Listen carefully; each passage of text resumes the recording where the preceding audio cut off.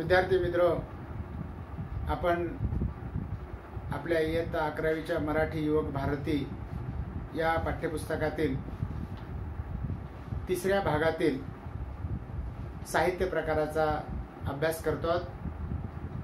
तो साहित्य प्रकार म्हणजे नाटक, त्यालाच वाङ्मय प्रकार असं म्हटलं जातं। ज्याप्रमाणे मराठीमध्ये कथा आहेत, कादंबरी आहेत, चरित्र आहे, आत्मचरित्र आहे, काव्य आहे, त्याचप्रमाणे नाटक हा एक साहित्य प्रकार आहे। मागच्या तासाला आपण नाटक म्हणजे काय, त्याचा अर्थ, व्याख्या आपण बघितली। आज आपल्याला प्रामुख्यानं या दुसऱ्या तासिकेमध्ये नाटकाचं स्वरूप कसं आहे ते बघायचं। प्राचीन काळापासून तर आधुनिक काळापर्यंत साधारणपणे नाटकाला एक मोठी परंपरा लाभलेली। म्हणून नाटक म्हणजे एखाद्या लेखकानं एखाद्या घटनेचं, एखाद्या प्रसंगाचं नाट्यमयरित्या केलेले चित्रण ते कलाकारांनी रंगभूमीवर सादर करणं। या नाटकामधून सामाजिक, कौटुंबिक, वास्तवाचं चित्रण केलेलं असतं, पण कलाकारांनी त्याला कल्पनेची सुद्धा जोड दिलेली असते। म्हणून नाटक पाहणं म्हणजे फक्त औटघटकेची करमणूक नाही, तर ते प्रेक्षकांना हसवणारा, सुखावणारा, रडवणारा, प्रसंगी दुखावणारा, अंगावर काटा आणणारा आणि मन सोलोटून टाकणारा, बेभान करणारा असा साहित्य प्रकार आहे। म्हणून नाटक हे लेखक, दिग्दर्शक, कलाकार, तंत्रज्ञ यांच्या साह्याने रंगभूमीवर सादर होणारा एक सामूहिक प्रकार आहे। एकत्रितरित्या आपल्याला सुद्धा त्याचा आस्वाद घेता येतो। नाटक हे जीवनाचं चित्र असतं आणि कलाकारांच्या माध्यमातून ते रंगभूमीवर सादर केलं जातं। म्हणून नाटकाबद्दल असं म्हटलं जातं की ते डोळ्यानं पाहायचं असतं आणि कानानं ऐकायचं असतं। नाटक ही दृक श्राव्य कला आहे। दृक म्हणजे दिसणं आणि श्राव्य म्हणजे ऐकू येणं। म्हणून ते एक सांघिक कार्य त्या कलाकाराने सांघिकरित्या त्या रंगभूमीवर ते सादर केलेलं असतं। इथपर्यंत आपण मागच्या तासाला पाहिलेलं। आज आपल्याला नाट्यसंहितेचं स्वरूप पाहायचं आहे। लेखकानं म्हणजे नाटकाचं स्वरूप तर पाहायचं, पण नाट्यसंहिता ही महत्वाची। जी घटना, जो प्रसंग किंवा जो विषय लेखकाला मांडायचा असतो, नाट्य लेखकाला ती संहिता त्यानं लिहून काढलेली असते आणि प्रामुख्याने ही संवादाच्या माध्यमातून असते। मग सगळ्यात महत्वाची असते ती नाटकाची संहिता। ती जितकी परिपूर्ण आणि दर्जेदार असेल तितकं नाटकाचं यश हे खात्रीलायक आहे। मागच्या तासामध्ये तुम्हाला मी राम गणेश गडकरी यांच्या एकच पेला नाटकाचं उदाहरण दिलेलं आहे की एकच पेला नाटकामध्ये सामाजिक आशय प्रधान ते नाटक आहे। त्यामध्ये दारूच्या व्यसनानं एखाद्या कुटुंबाची कशी धुळधाण होऊ शकते याचं उदाहरण लेखकाने त्यामध्ये केलेलं आहे की सुधाकर आणि त्याची पत्नी सिंधू, बरोबर, सुधाकर आणि सिंधू त्या कुटुंबाचं वर्णन केलेलं आहे। सुधाकर हा त्या ठिकाणी श्रेष्ठ दर्जाचा वकील असतो, पण व्यसनाधीन बनतो, मित्राच्या आहारी जाऊन व्यसनी बनतो आणि संसाराची धुळधाण होते, असं सामाजिक आशय त्या नाटकामध्ये वर्णन केलेलं आहे। म्हणून शब्द आणि कथानक यांच्या साह्यानं शाश्वत नाटक त्या ठिकाणी रंगवण्याचा प्रयत्न लेखक करत असतो। सशक्त संवाद त्याच्यामध्ये असतात, तितकंच ते उंचीवर गेलं पाहिजे।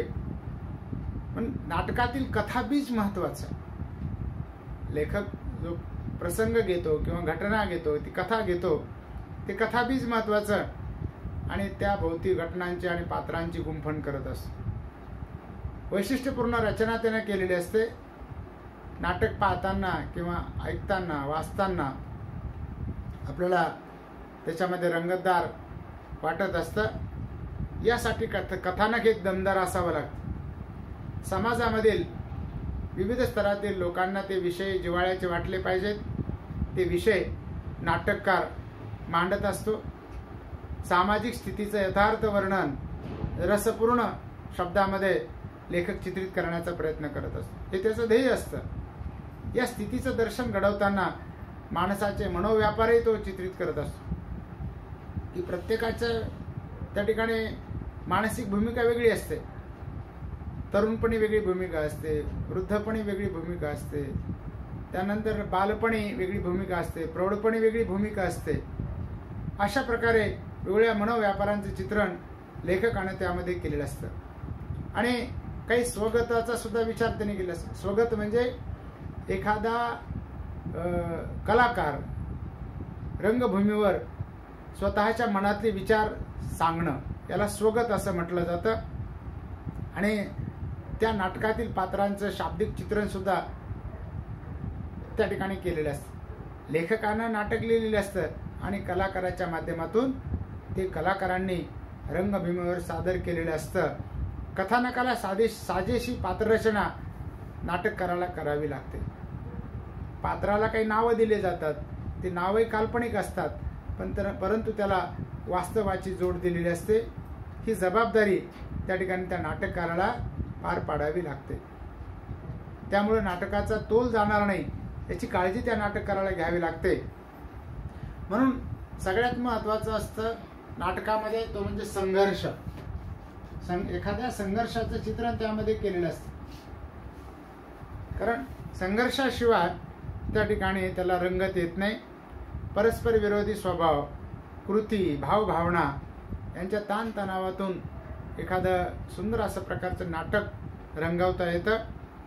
परस्पर पात्रांची भूमिका, त्यांची परिस्थिती यामुळे ते नाटक परिणामकारक होतं असं या ठिकाणी म्हटलेलं आहे.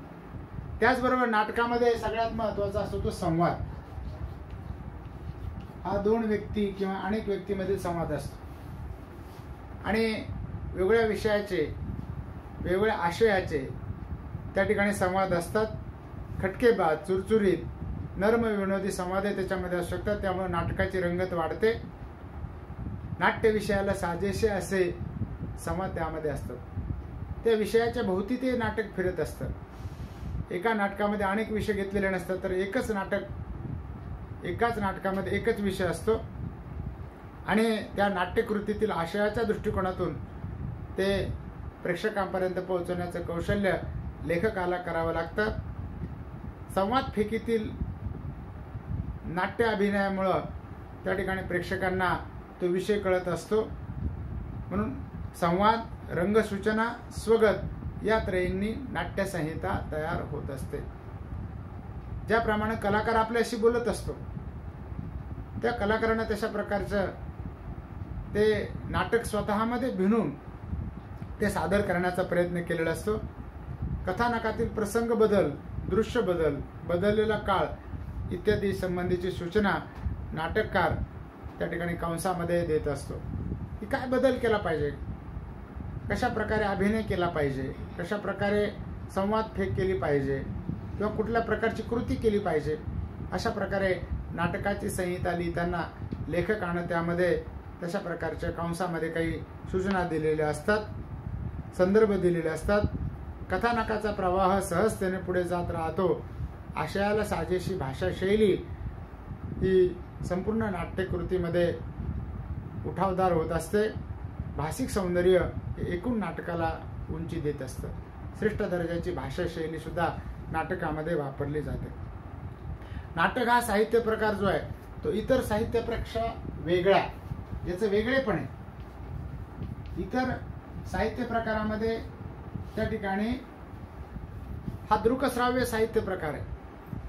आता समजा एखादा कथा असेल, कादंबरी असेल, प्रवास वर्णन असेल, चरित्र असेल, आत्मचरित्र असेल, हा जो साहित्य प्रकार आहे हा वाचनीय दृक आहे, पण हा दृकश्राव्य साहित्य प्रकार आहे. नाटक हा ऐकता येतं एका वेळी आणि पाहता येतं, त्यामुळं त्याचा प्रेक्षकावर मोठ्या प्रमाणात परिणाम होत असतो. केवळ मनोरंजन म्हणून लोक नाटक पाहत नाहीत, तर आत्मिक समाधानासाठी एक ललित कला म्हणून हे विश्व निर्माण झालेलं आहे. ज्या नाटकामध्ये हा एक प्रभावीपणा आहे ते नाटक प्रेक्षकांच्या मनाशी भिडतं. ज्या समाजामध्ये नाटक हा साहित्य प्रकार उदयास आला तो समाज हा प्रतिभा संपन्न मानला जातो, म्हणून भावना प्रधान सुद्धा काही नाटक आहेत. त्यामुळे नाटक हा साहित्य प्रकार विषयांच्या दृष्टीनं समृद्ध झालेला आहे. केवळ ज्ञान म्हणून, केवळ मनोरंजन म्हणून याच्याकडे पाहिलं जात नाही, तर घडणाऱ्या घटनांशी, प्रसंगांशी, अनुभवाशी नातं या नाटकामुळे जोडलं जातं. नाटक हा प्रेक्षकांना आपलं वाटत असतं. आपल्या जीवनामध्ये घडलेल्या ह्या घटना आहेत असं प्रेक्षकांना वाटतं.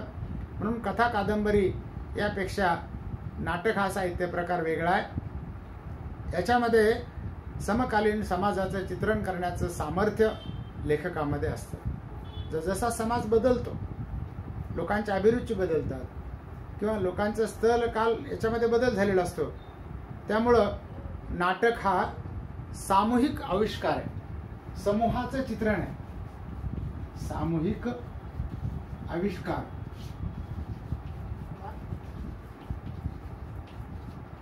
एखाद्या कथेमध्ये म्हणजे समूहानं पाहायचं आहे आणि समूहाचं चित्रण त्यामध्ये आहे, म्हणून त्याला सामूहिक आविष्कार म्हटलं जातं. नाटकामध्ये संगीत असतं, नृत्य असतं, वक्तृत्व असतं, अभिनय असतो, नेपथ्य म्हणजे त्याची रंगभूषा, केशभूषा, वेशभूषा असते. त्याचबरोबर काव्य आणि चित्रकला या अशा बहुतेक सर्व कलांचा समावेश नाटक या प्रकारामध्ये केलेला असतो. म्हणून कथा आणि कादंबऱ्यामध्ये फक्त लेखक किंवा वाचक हे दोनच घटक असतात, पण नाटकामध्ये मात्र त्या ठिकाणी संवादाच्या माध्यमातून प्रेक्षकांपर्यंत, अनेक प्रेक्षकांपर्यंत दृकश्राव्य माध्यमाच्या सहाय्याने तिथपर्यंत आपल्याला पोहोचता येतं. सीता स्वयंवर हे विष्णुदास भावे यांनी लिहिलेलं जे नाटक आहे ते मराठी साहित्यातील कालमानदृष्ट्या पहिलं नाटक मानलं जातं. हे लक्षात ठेवायचं. सीता स्वयंवर, सीता स्वयंवर अर्थात ते पौराणिक नाटक आहे. पुराणातली ही कथा आहे. श्रीरामाची पत्नी सीता, तिचा विवाह कसा झाला हे त्यामध्ये लेखकानं चित्रित केलेले. या नाटकाचे लेखक आहेत विष्णुदास भावे. विष्णुदास भावे हे कालमानदृष्ट्या मराठी साहित्यातील पहिलं नाटक मानलं जातं. हे नाटक 1843 साली त्यांनी लिहिलं. 1843 ज्यावेळेस पासून लेखन परंपरा सुरू झाली त्यातले पहिलं नाटक. त्यानंतर 1885 साली महात्मा ज्योतिबा फुले यांनी एक नाटक लिहिलं, तृतीय रत्न नावाचं. तृतीय रत्न, महात्मा ज्योतिराव फुले. आपल्याला परीक्षेमध्ये कृतीमध्ये अशा प्रकारचे प्रश्न विचारले जाऊ शकतात.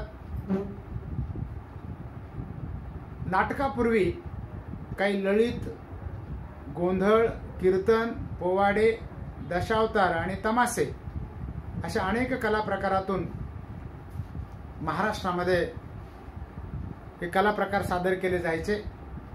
आणि हे कला प्रकार जे ते नाटक या साहित्य प्रकारालाच पूरक आहे.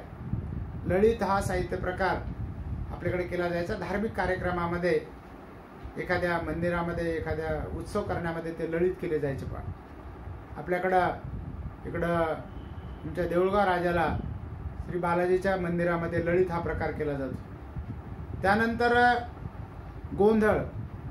गोंधळ जागरण, आपल्याकडे विवाहानंतर गोंधळ जागरण हा प्रकार केला जातो. कीर्तन, अनेक श्रेष्ठ दर्जाचे कीर्तनकार आपल्याकडे आहेत.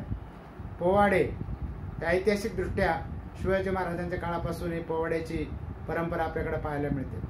दशावताराचं वर्णन, दशावतारी ही छोटी छोटी नाटकं आहेत। हे असे जे कलाकार आहेत हे खेड्यापाड्यामध्ये हिंडून त्या ठिकाणी परमेश्वराचे जे 10 अवतार झालेले, कुर्मा अवतार, वरा अवतार, राम अवतार, कृष्ण अवतार, नरसिंह अवतार, अशा अवताराचं चित्रण करण्यासाठी खेडोपाडी असं हे कार्यक्रम करायचे, याला दशावतारी खेळ म्हणायचे।